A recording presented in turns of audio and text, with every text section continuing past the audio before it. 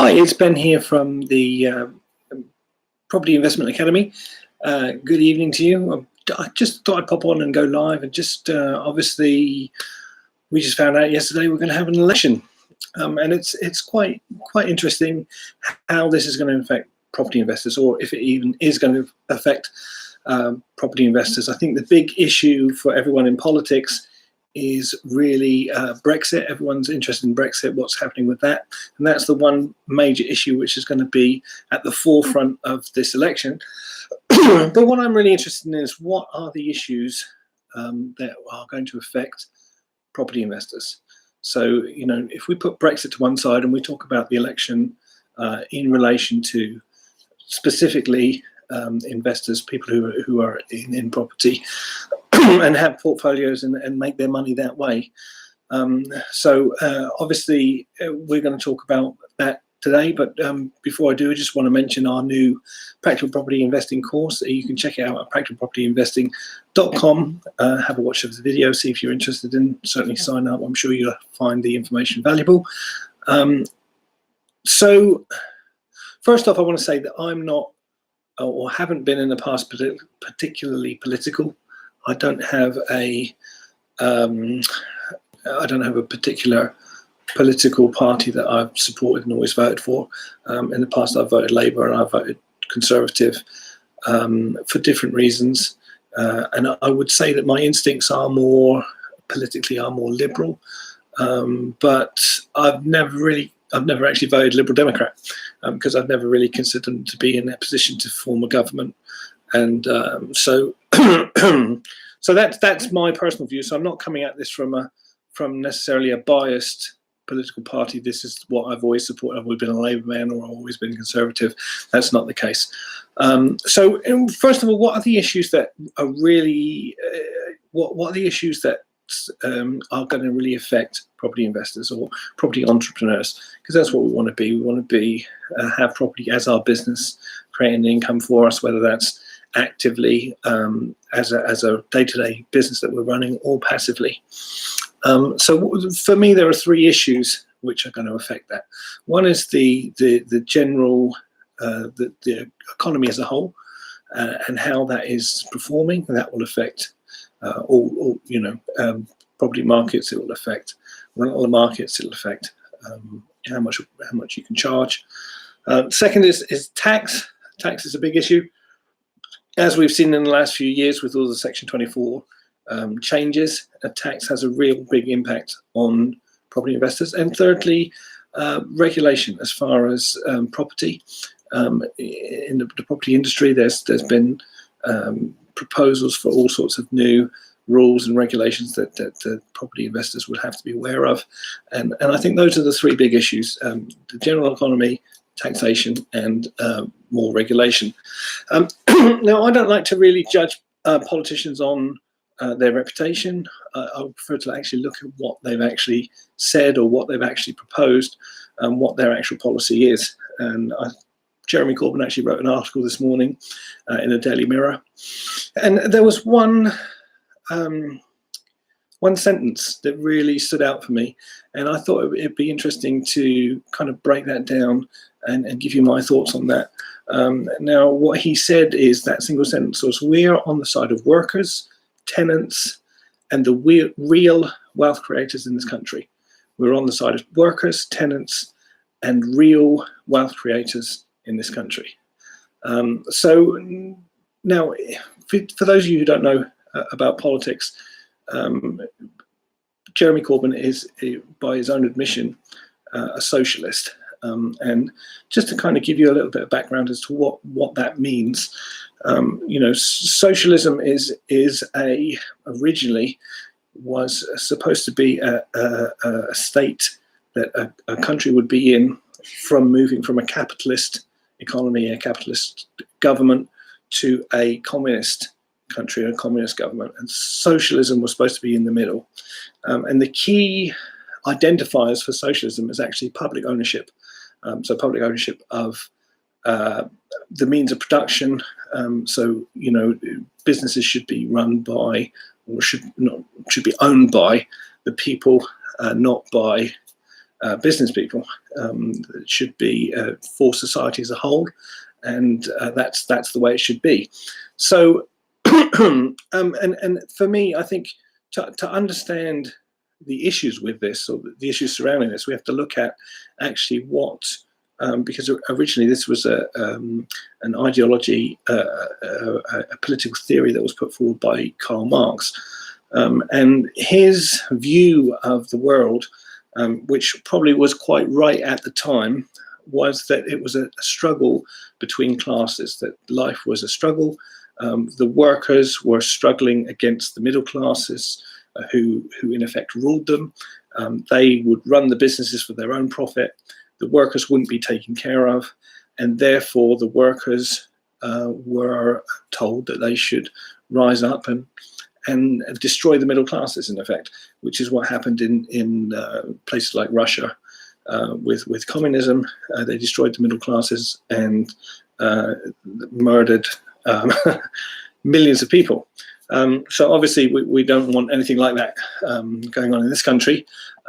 But for me, the issue with this view of the world, to say actually we're all in battle with each other, that it's one class against another class, or one group of people against another group of people, to me, it's too simplistic for actually what life is.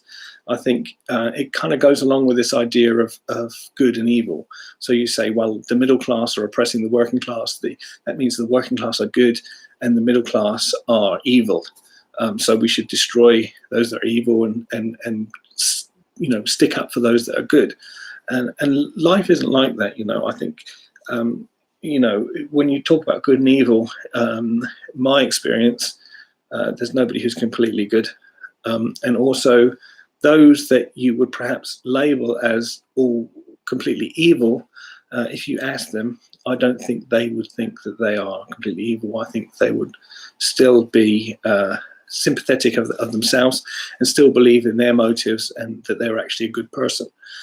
So that's the issue. For me, it's too simplistic.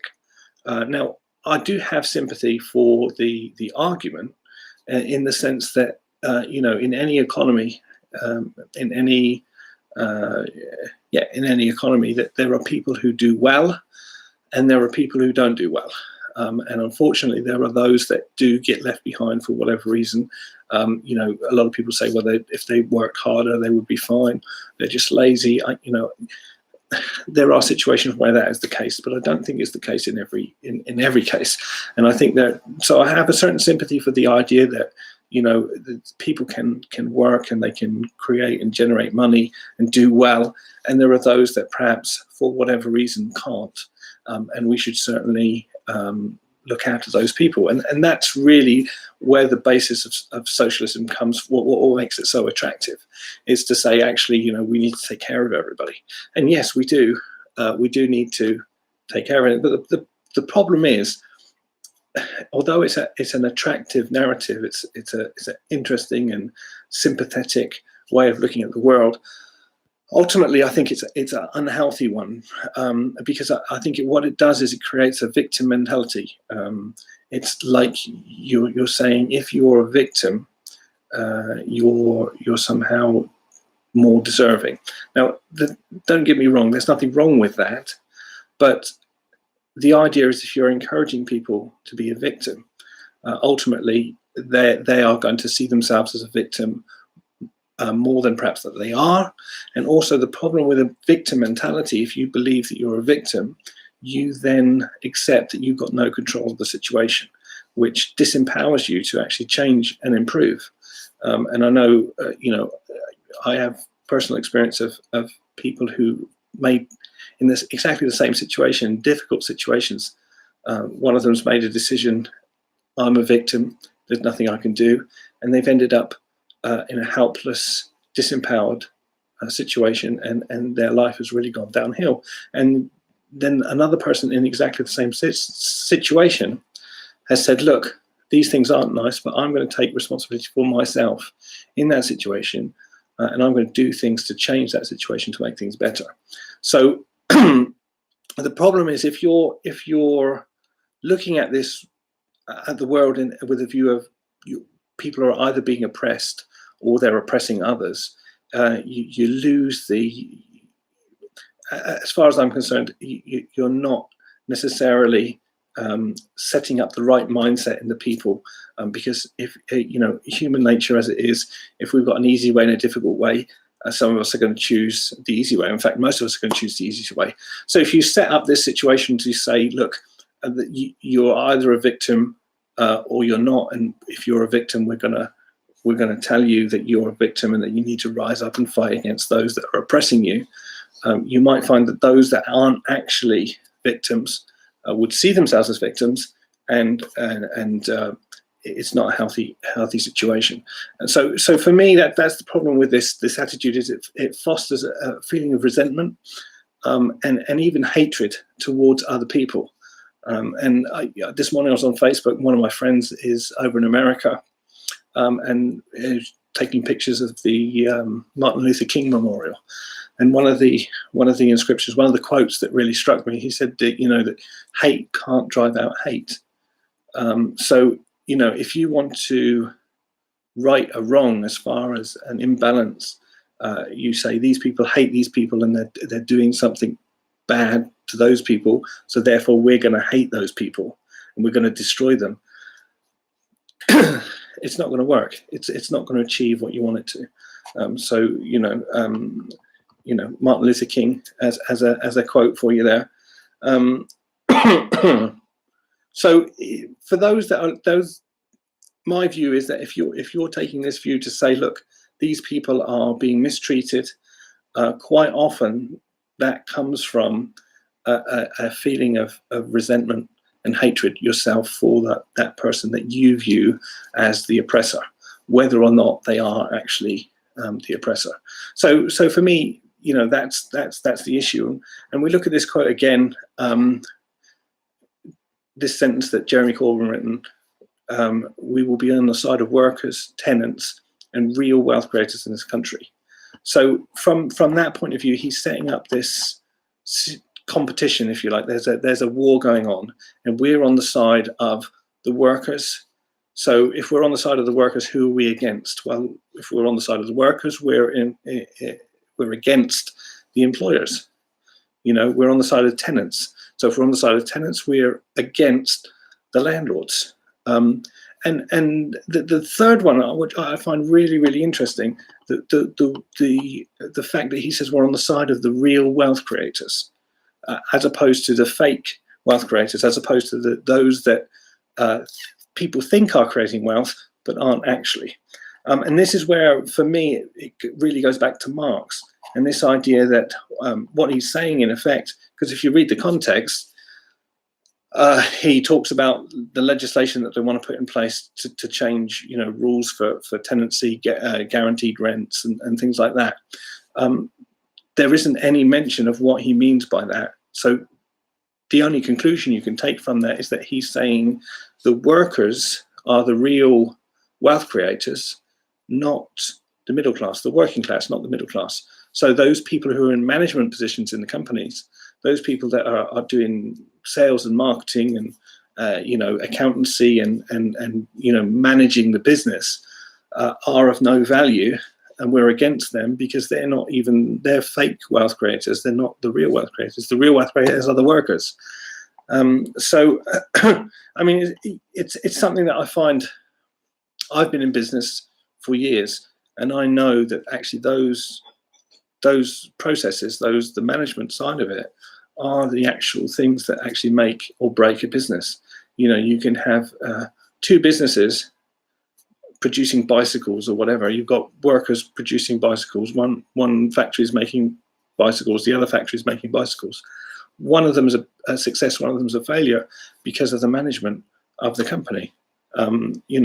So I remember watching a lecture of a Marxist lecturer over in America, and he gave a talk, and he was talking about how a business should work according to Marxism, and he gave the example of a bakery. He said, well, what should happen is the bakers, who are the real wealth creators, who are the real that they're the core of the business. They're the labourers. They're the ones doing the work.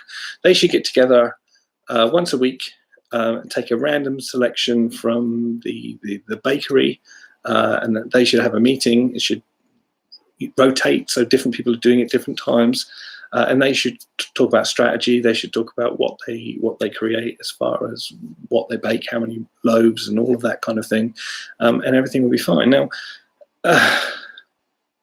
that to me, as a person experienced in business, that won't work. The whole point of a business and the market, the whole idea of it is you produce a business. If that business model works, that business will do well. If that business model doesn't work, people won't do that business model. So the proof that works or not is whether you actually see it in the market. Because if it worked better than the standard traditional management system, everyone will be doing it, but they don't, and simply because it doesn't work. So the issue that I have with that real wealth creators is that the implication there is that there's less value on those traditionally better paid jobs than the working class, the workers. So you've got this divide again. You're dividing people up. You're saying, okay, the real value, the real wealth creators are the labourers, and all the management, they're nothing. They don't deserve to be there. They're adding nothing to the business, and it's a very anti-capitalist idea. And I know this is something that I've found quite disturbing in recent years. How so many people are now anti-capitalist. They say the system doesn't work. It's a terrible system. And going back to Marx, his criticism of capitalism and solution for it was socialism and then communism. But the problem is, I think there's two problems really with that ideology. Firstly, is there's a misunderstanding of money. There's a misunderstanding of how actually money works, and secondly, there's a misunderstanding of human nature. Because the idea is, if you've got a management structure, and then you in a company, and you take away that management structure, and you give the workers all the responsibility for it, and you guarantee their wages no matter how well they do, it's naive to think that their production will go up, because people, if you're guaranteed an income no matter what you do, not everybody, but most people would do nothing, would go have a holiday, and it doesn't matter if they're getting the same money anyway. And also the fact that the idea that by the middle class being wealthy off the back of the working class, the assumption there is that there's a set amount of money that's divided unequally. So there's £100 in the general economy, and the only way to get somebody, two people, the only way for one person to have £70 is for the other person to have less than half, to have 30, and money doesn't work like that, because money is infinite in effect. Because if I've got £10 and I buy something with that £10, the next person can buy something with another person using the same £10, and it can go around infinitely, and that's measured in the economy, GDP, as on top of each other. So it's not one £10 that's divided amongst the whole of the population. It's one £10 that can be used indefinitely for an infinite amount of time to create wealth for everybody. And unfortunately, if you take a simplistic view of money and you take a simplistic view of human nature, and you put that together and come up with a system based on those things, unfortunately, it's going to be too simple to work in the real world. So yeah, those are the two things that I see with this. And the other thing is, being anti-capitalist, the assumption there is that inequality is caused by capitalism. But the truth is, it's not. It's simply not, because any society that we've ever had in history, there's been financial inequality. So it's a result of human nature, not a result of capitalism. And in I think that there's an argument to say that capitalism is the fairest of all of the political systems that we've ever worked with. Unfortunately, it's still not perfect. It's like that quote, I think it was Winston Churchill said, that democracy is the worst political system,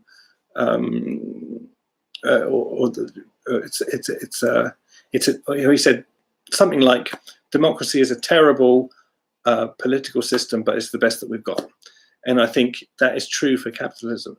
It's not perfect. There are problems with it, but those problems aren't the system. They're the problems that we are actually people, and we don't know what the answer to it is. But to destroy capitalism by saying, well, it's creating inequality.